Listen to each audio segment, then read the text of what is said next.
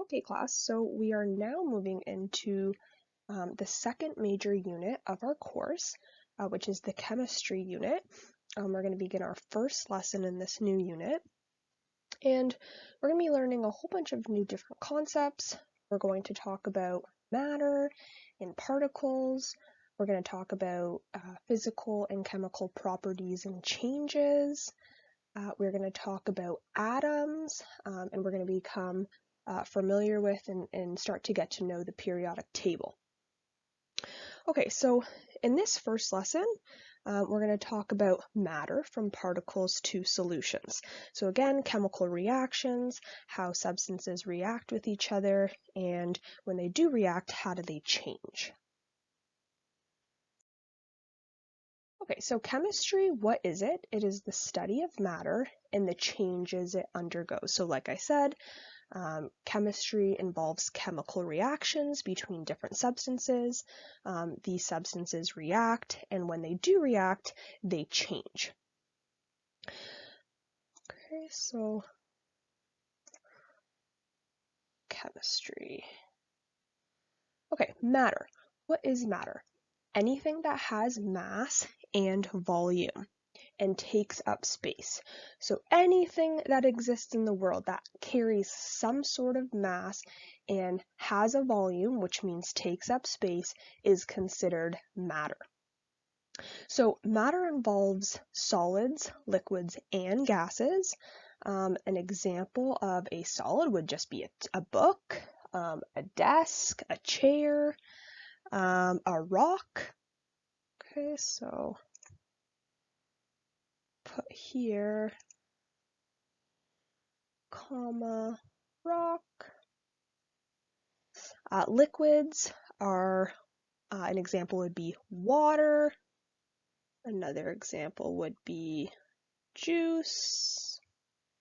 And then gases, an example would be oxygen. So we talked in the ecology unit how we need oxygen in order to survive. All living things need oxygen. That would be an example of a gas. Another one would be carbon dioxide. Okay, so we learned about exhaling carbon dioxide as waste. Okay, so anything that has mass and volume. Okay, so anything that takes up space, anything that's made of particles is considered matter. And all of these solids, liquids, and gases are made of particles.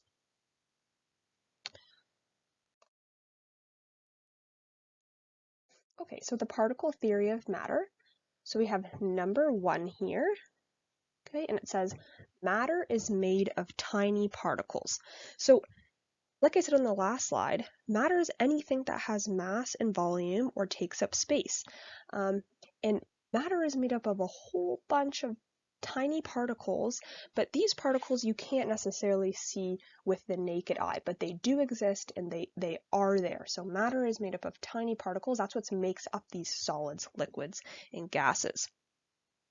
Number 2 here. All particles of one substance are the same.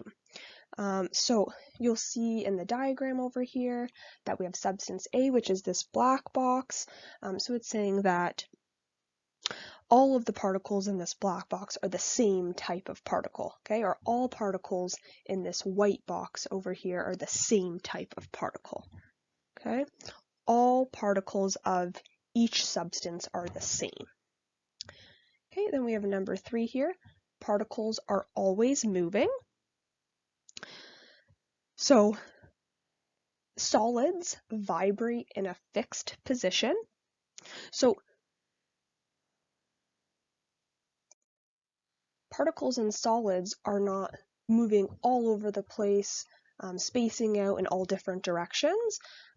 Particles in solids stay in a fixed position, but they still are moving through vibrating. Gases, these particles are always going to be moving the fastest. They are able to move in all different directions as particles and gases are more spaced out, which is something that we're going to see on the next couple slides, okay? But no matter what, particles are always moving, whether it be vibrating in a solid or moving very quickly and in all different directions in a gas.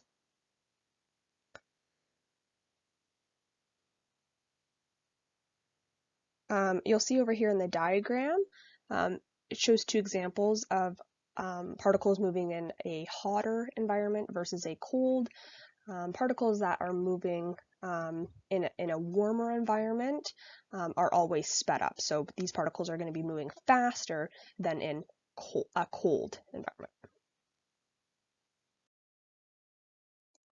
And just to add to that last number 3, solids don't flow as easily as gases. Solids the particles in solids are closer together, whereas in gases they're spread out. So in gases they're able to spread quickly, they're more difficult to contain. Okay, so we have number 4 here, which says particles are separated by empty space.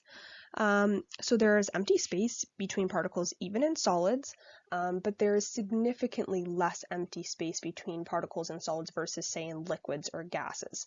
As you move from a solid to a liquid to a gas, the space between particles increases. And then we have number 5 here, particles are attracted to each other. So the force of attraction when particles are further apart is going to be much weaker than the force of attraction between particles that are closer together. Okay, so the further apart, the force is weaker, the closer together, the stronger the force.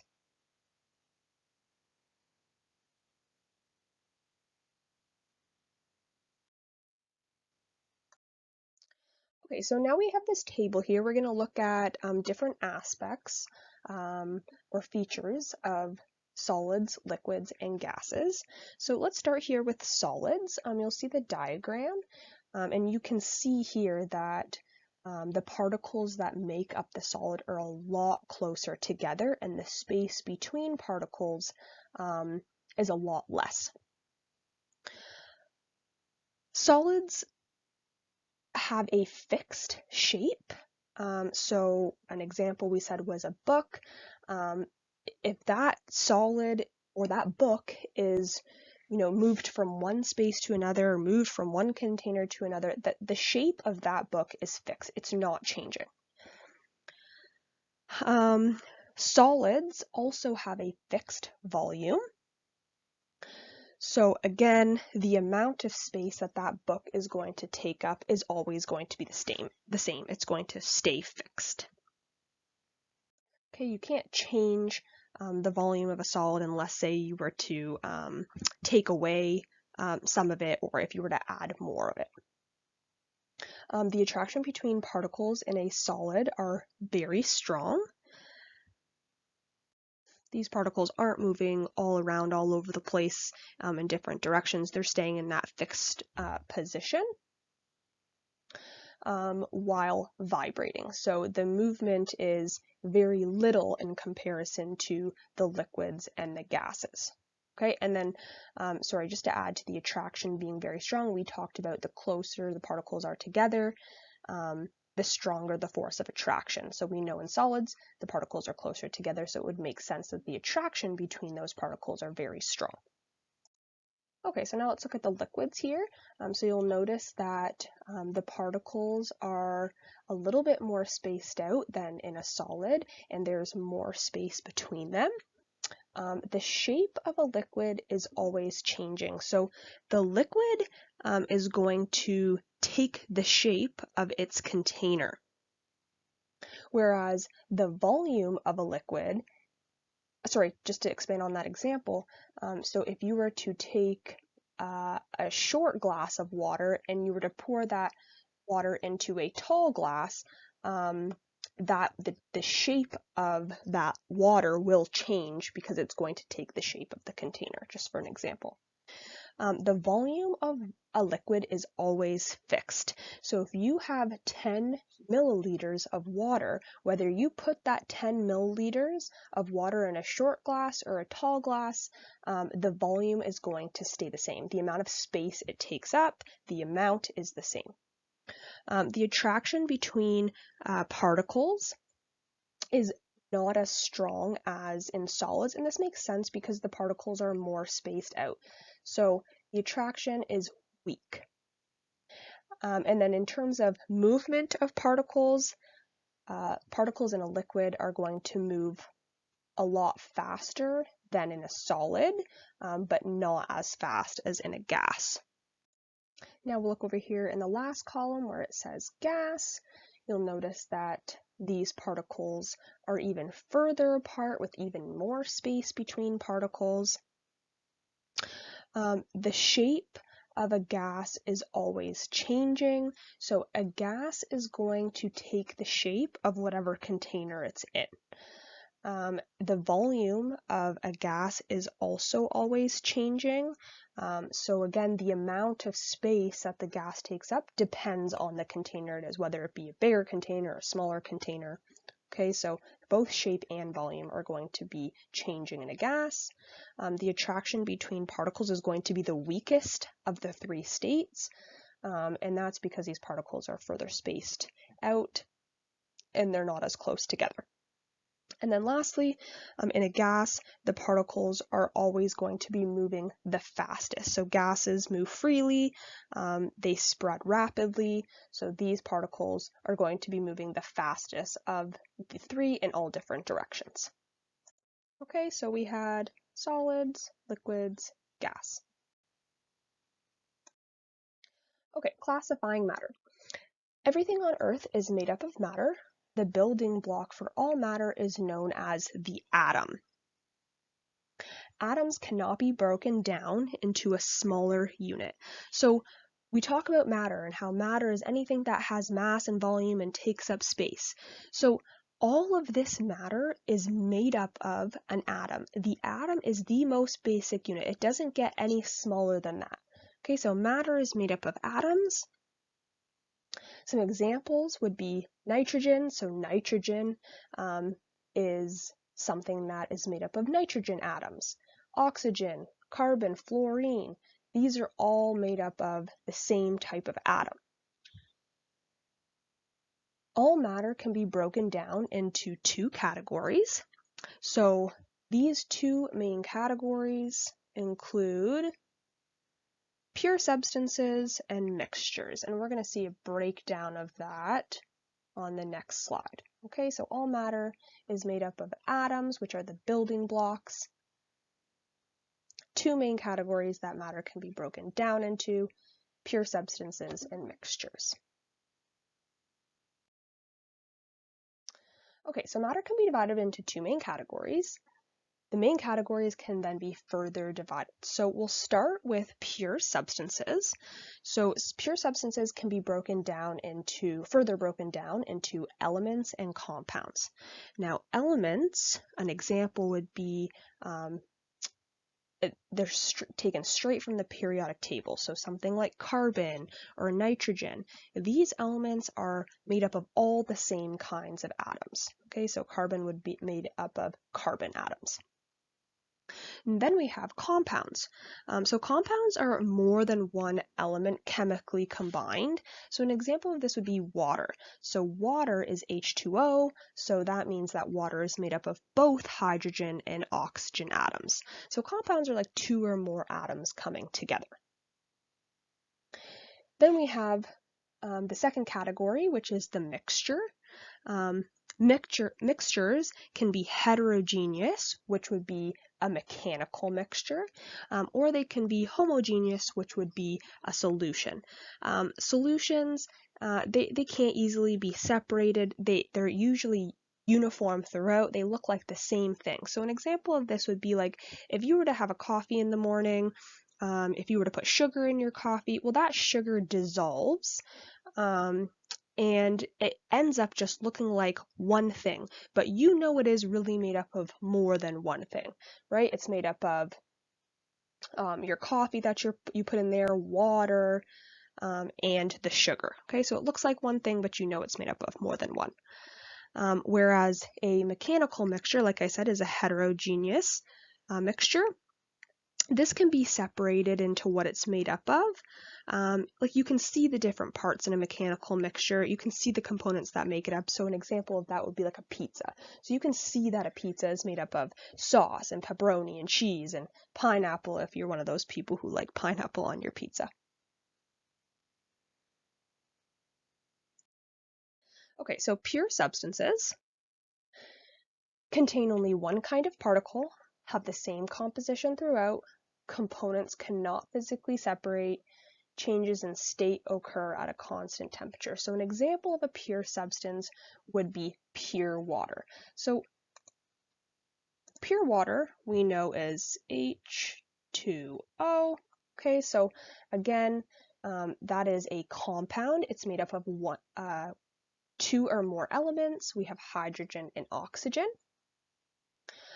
You'll see over here, this would be an example of a diagram of an element. So you'll notice that there's only one type of particle. And then over here, we have something that represents a compound. So this could be representing water. So you'll see that there are two hydrogens and one oxygen. Okay, so these are both examples of pure substances. This only contains, if we say this is oxygen, it only contains oxygen atoms, and then this is a compound that only contains water particles. Okay, and you can't physically separate these components. All the same type of particles. Okay, so again, to further break that down, pure substances, we're first going to focus on an element. Pure substances containing atoms which are of the same type. There are 114 plus elements found on the periodic table, which we'll have a full lesson looking at the periodic table. Elements are the building blocks. They cannot be broken down into simpler substances by ordinary chemical methods. So examples be carbon, oxygen, iron. Those are elements that are straight from the periodic table. They are all made up of the same type of atoms. Carbon is made up of carbon atoms. Oxygen is made up of oxygen atoms. And you'll see in this diagram over here, this is there to show you that there are just circles and all the circles are red. So these are all the exact same types of particles.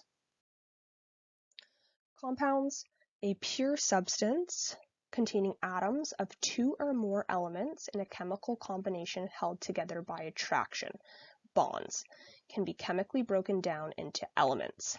So again, guys, I talked about this a couple slides ago. If we were to say that this is water here, H2O is made up of hydrogen and oxygen atoms. So a compound is just more than one element chemically combined by an attraction. Okay, so water is two hydrogens, one oxygen. They're chemically combined. And they can only be broken down into the elements that they're made up of, which would be hydrogen and oxygen. Okay, still an example of a pure substance because we only have water particles. An example here is sodium chloride, which is table salt. Consists of sodium and chlorine. So that's an example of a compound because it's made up of two or more elements, sodium and chlorine. Okay, some more examples. H2O, water we talked about. That's hydrogen and oxygen. Okay, chemically combined to make water. You'll see over here in the diagram. Okay, this is also representing, you could say, a water, two hydrogens, and one oxygen.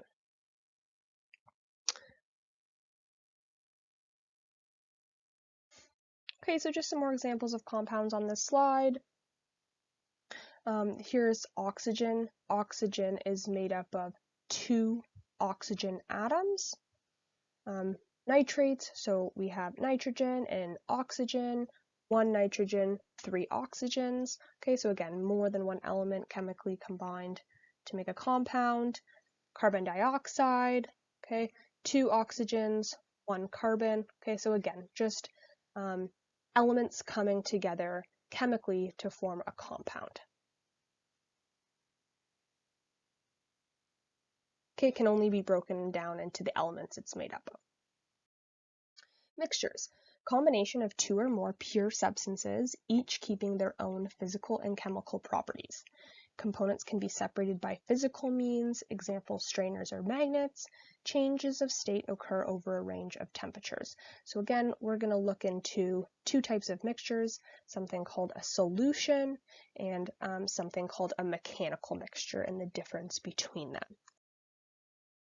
So solutions we also know as a homogeneous mixture.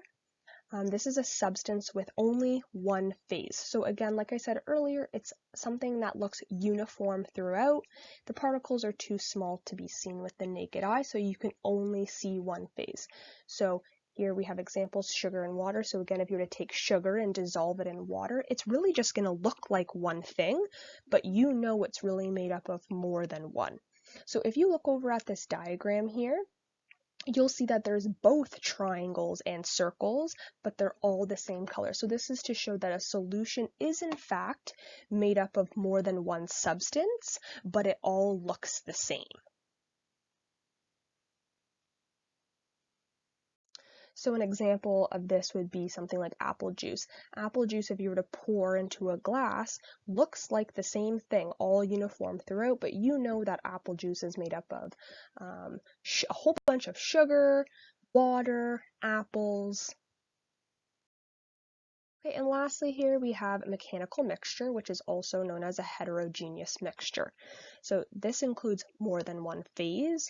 It's not uniform throughout, and particles are large enough to be seen.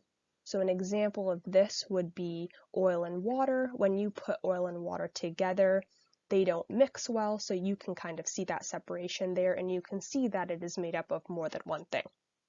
Trail mix is a whole bunch of different nuts and fruits all mixed together. You can see that it's made up of more than one thing, and then I used the pizza example earlier.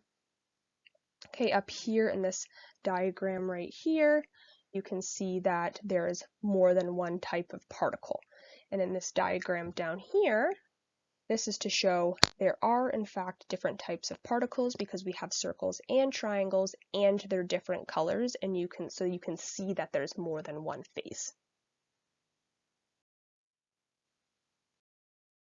Okay, so lastly we're going to do a little bit of practice.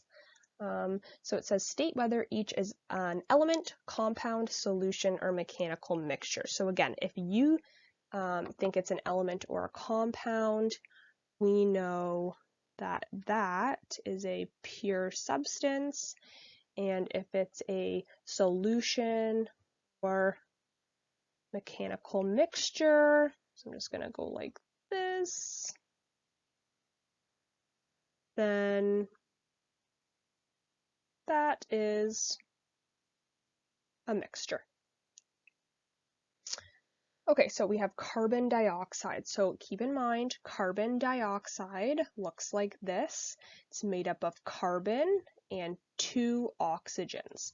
So we can see there, two oxygens.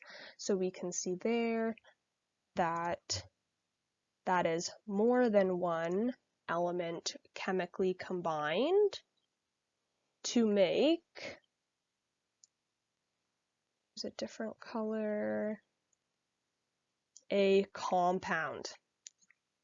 Okay, now we have chocolate milk. So think about chocolate milk. If you were to pour it into a glass, it looks like one thing, but is chocolate milk made up of more than one thing? You gotta think milk is made up of fats and proteins, and then the chocolate. So it looks like one thing, but really is more than one thing. Okay, uniform throughout, so that is a solution. Colored marshmallows. So if you have a bag of marshmallows and there's green, pink, yellow, blue marshmallows, you can see the different components of it. You can see it's made up of more than one thing. So we call that a mechanical mixture. Vegetable soup. Same thing. If you think about vegetable soup, I'm thinking there might be pasta in it, noodles, or potatoes and vegetables. So that's something that you can see all of the different components. So again, that is a mixture. Gold is simply AU, that's the symbol for gold on a periodic table. This is a single element, okay? It's made up of gold atoms. It can't be broken down further. Blood, later on in science, next year in grade 10, you'll learn more about blood and the different components of blood. So blood includes things like plasma and platelets. So when you look at blood, it looks like one thing. It's like this red substance, but it is really, in fact, made up of more than one thing. So we call that a solution. Looks like one thing made up of more. Kool-Aid, very similar.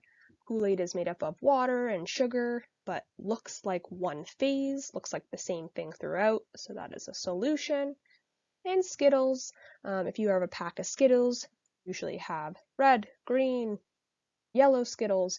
So again, you can see that it is made up of more than one phase. You can see those components like in a pizza. So that is a mixture. Okay, and you have a little bit of homework, which is page 5 in your booklet. This is the practice worksheet. Thanks, guys.